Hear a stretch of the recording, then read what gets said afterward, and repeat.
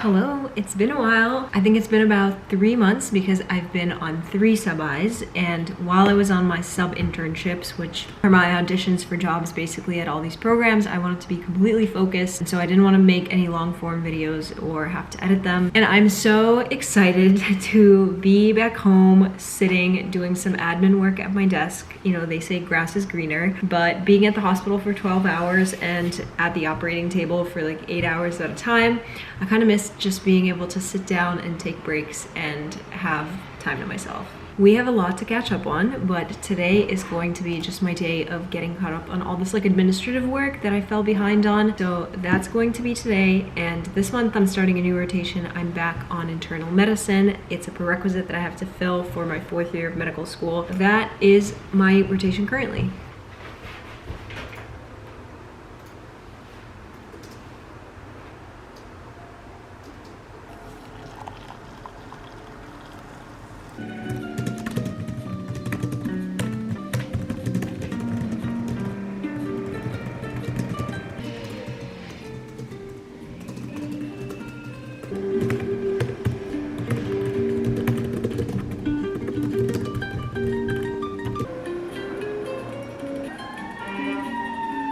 They decided they were going to completely redo the sidewalk right outside of my apartment, so this constant banging is them taking out the asphalt literally right underneath my window. This is the best frozen food I have ever bought from a grocery store. It's so good. So while I'm taking a little break from admin stuff for lunch, I'm currently working on submitting my forms for rotations for the rest of the year. I finished 3 sub-internships from I finished 3 sub-internships from September to, I finished 3 sub-internships from August to the end of October. And my goal was honestly to do 3 to 5, and I was really hoping for 5. But it's kind of like luck and whether they select you or not and how competitive the programs are that you're applying to, how many people are applying to them as well. I really was aiming for 5 and I only got 3. And I think at the end of the day, it actually became a blessing in disguise because those things really like drain the soul out of you because you are always on, you're working super hard, you're at a new hospital, you're around new people, so you're like picking things up as you go while still trying to like maintain your effort and how well you do it 100%. 3 honestly was like very draining and tiring, and picturing myself at another sub-internship right now, I don't know if I would have survived. I think the general goal for surgery is 3. I think that's what people aim for, but I know people who are doing 5. I know people who have done up to 7, which I like. All props to them. I think they are built different, just on a different level. And as a 4th year medical student at my school, there are a couple of requirements to complete for graduation. I still have to do IM, FM, OMM, and EM. Currently, I'm still looking to fill OMM. I'm waiting to hear back about that, and I'm waiting to hear back about emergency medicine as well. I have just scheduled family medicine in order to fill up some weeks, and I also just scheduled this IM rotation to fill up IM.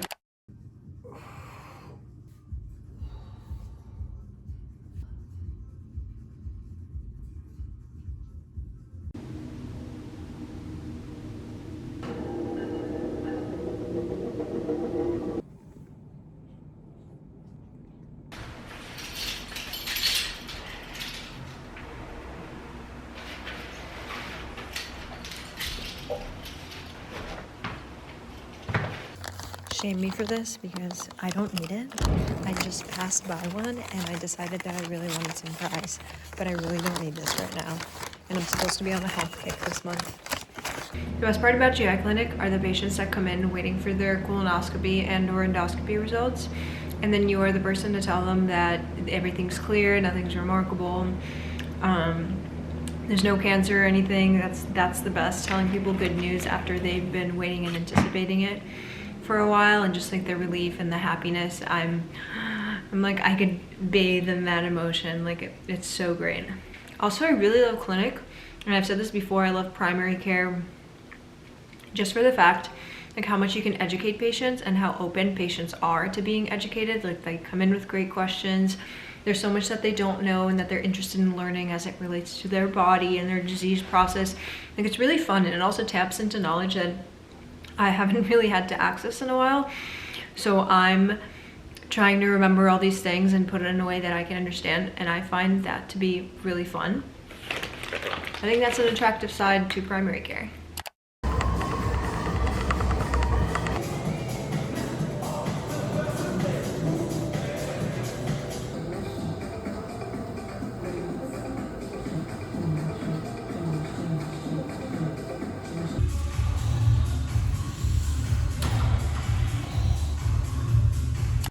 My first residency interview is tomorrow. I can't believe that I made it here and that I'm lucky enough to have received some interviews. So the interview season begins for me this month, and specifically tomorrow. So today, the whole day, I'm also luckily not working, so I get to prepare for the interview all day today, and this is going to include going over the popular questions that everybody asks, going over just some other questions that I think might pop up.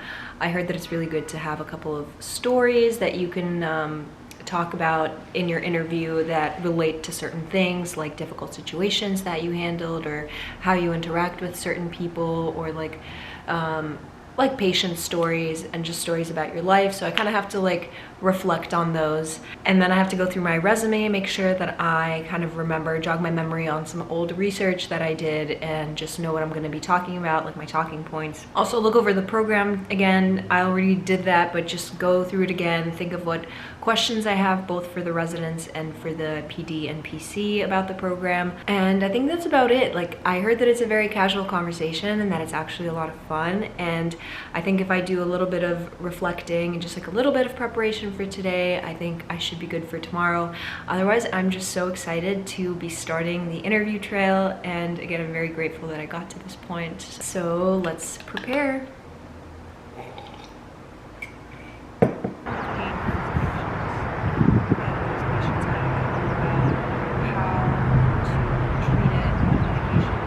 It's so beautiful outside today, and all I really need is my laptop and my Word doc with the questions that I'm practicing. So I decided to take myself outside and enjoy some of the sun and fresh air, because I feel like I barely ever get to see the sun anymore. I'm going back to my apartment to go get ready to go to the gym. I honestly practice so much. I practice out loud because I like hearing the way my answers are going to sound, so I practice out loud, and I'm tired of talking that much, so I'm gonna take a break before I finish my interview prep tonight.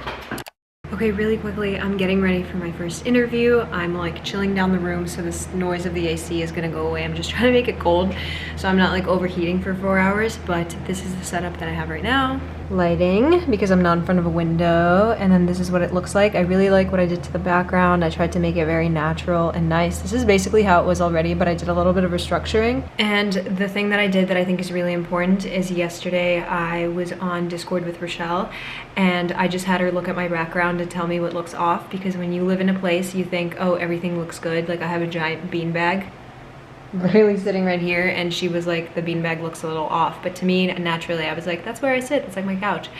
And so just like moving things around and like making it more of just like a nice presentable background with no like crazy off-putting things. I'm starting to get a little bit of the like pre-interview jitters. I'm gonna go over just like the common questions one more time just to make sure that I don't stutter. That's like, I think the scariest part is just getting nervous and like freezing. That's the thing that I'm trying to avoid. I'm not really nervous about talking about anything like that I've done or anything on my resume or whatever. I think it's more so just the initial jitters of like somebody interviewing you and being scared to like freeze up like a deer. That's what I'm trying to get over. But otherwise, I'm so excited. I'm so ready, so excited to start the interview process. And I think this is a really fun part of 4th year, just to talk about all your accomplishments, and what a great way to reflect. When was the last time that you sat down, you looked at your resume, and you were like, wow, I did so much in my life, and especially within the last 4 years. I think that's been a lot of fun, and I'm very excited to have my first interview.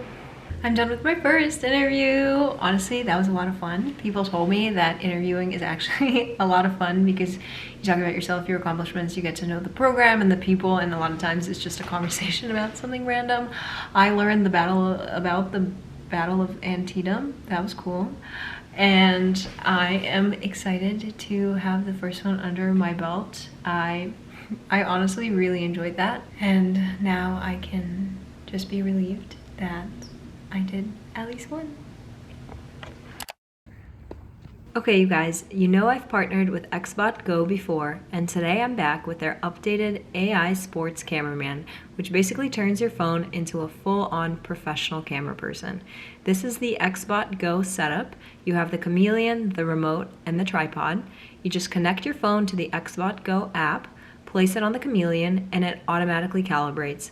Your phone becomes your AI cameraman.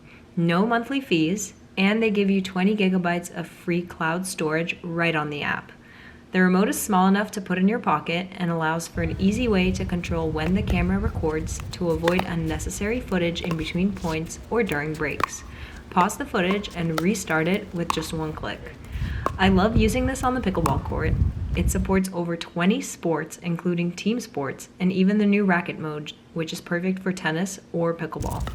Wherever I set up the tripod, the baseline, the sideline, or center of the court, the camera just knows exactly who to follow. XbotGo uses industrial-grade computer vision to do automatic player tracking. Their Follow Me 2.0 technology literally identifies your appearance, body shape, even your jersey number, so it locks onto you and stays on you even in fast rallies. You'll see here how smoothly it pans and zooms on its own. I'm not touching anything, it just tracks every point, every run, every shot. Even though it was really windy and hard to play out long points, I hope you can still tell how well the chameleon follows me around the court. The chameleon rotates in real time as I move. It feels like having a professional courtside videographer, but it's literally just my smartphone. Plus, I can live stream straight from the XbotGo app if I want to broadcast a match, and afterward, all my highlights are saved automatically so I can edit right in the app. If you record your sports content alone, or if you coach, play recreationally, or just want better footage, this thing is a game changer. I'll put my referral link and discount code in the description if you want to check it out. Happy playing sports! Get yours while the Black Friday deals last. Another interview complete.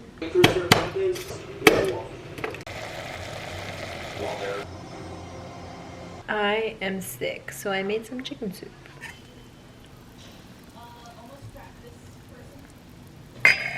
Getting ready for interview number 3. They're definitely getting a lot easier, and I don't have to practice anywhere as much as I did for the first one. Hair's looking a little crazy today. I put it in one of those things where you braid it to the weird slug thing that sits on your head. And it came out a little bit too wacky. I really don't know why, but I have the interview today, then work, and an alumni student reception, and I think, I was like, oh, let me do my hair. It'll stay up real nice and curled the entire day because I have so many things going on, but instead I feel like my hair is like, let me sabotage you for your interview by looking like you haven't brushed your hair this morning. I keep having like hot and cold hot flashes or whatever because I'm sick, but it's funny because I kept having to like cough and clear my throat, and I was like, I'm so sorry that I keep having to do this. I have a cold because I'm like in this clinic and I'm seeing patients in and out, and my interviewer was like, that's okay, I also have a cough. So it was funny, we connected over the fact that we are both sick. It happens, what can I say? And now for my post-interview activities.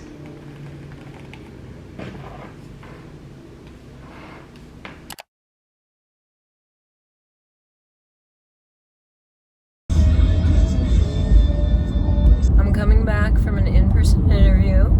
All my interviews up to this point have been virtual, and the rest of them are, so this was the only one that I had that was in person. So you can tell I'm losing my voice because I decided that I was gonna get sick right in the middle of interview season, and then on top of that, I think all the talking on top of that being sick killed my voice box, so I basically don't have a voice.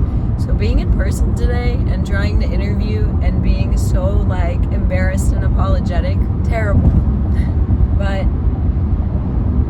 I had a lovely time I really did enjoy having it be in person because we got to tour the hospital, which was really nice, and just get the vibe of people, you know, like sitting in somebody's office and like being able to see their body language. Like, it was really nice, and I got to meet a lot of the other prospective candidates and have breakfast with them and just chat with them in between. So it was awesome, really lovely. This was interview number 4. Fitting reward: if I could be sponsored by one food chain, it would be Shake Shack.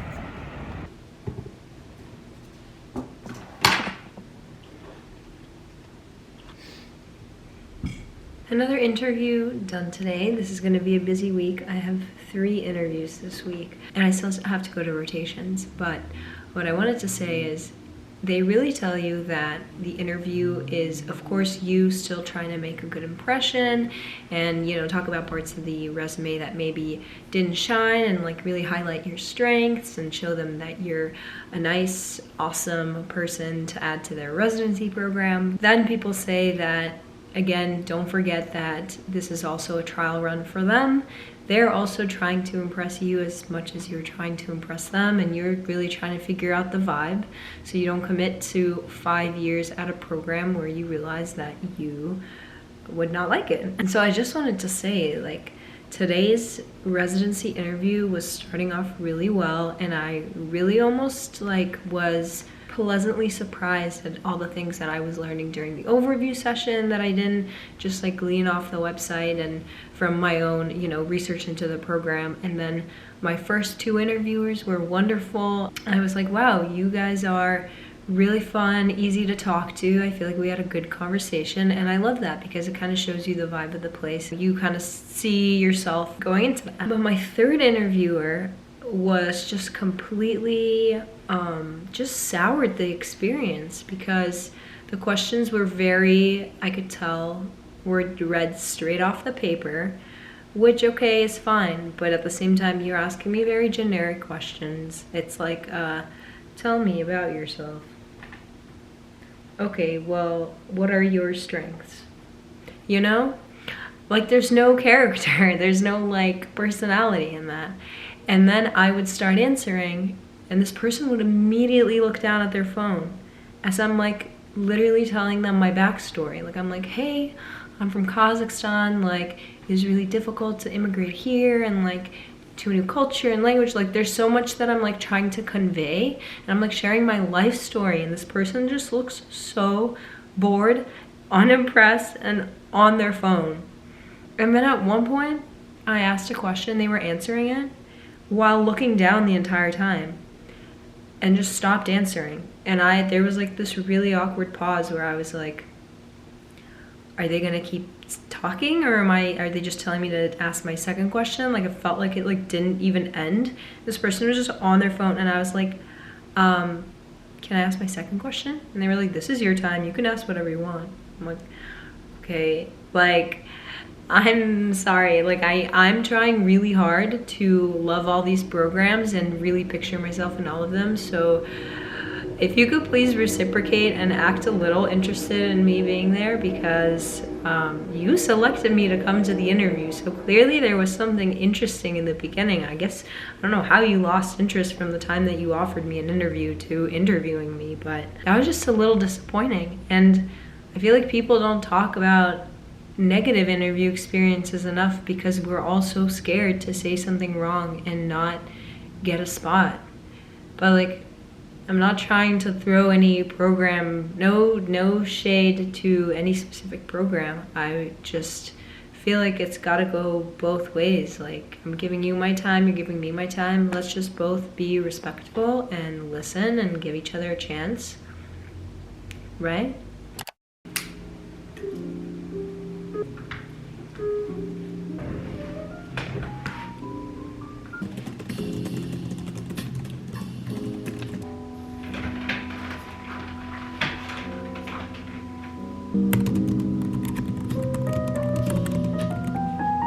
I just finished another interview and that went so well. It's really just so night and day to see the way some programs interview and how everything's set up and like how people ask questions and like how everything flows versus other programs. And today was just an amazing day, and I love coming out of an interview feeling like I just had a great time.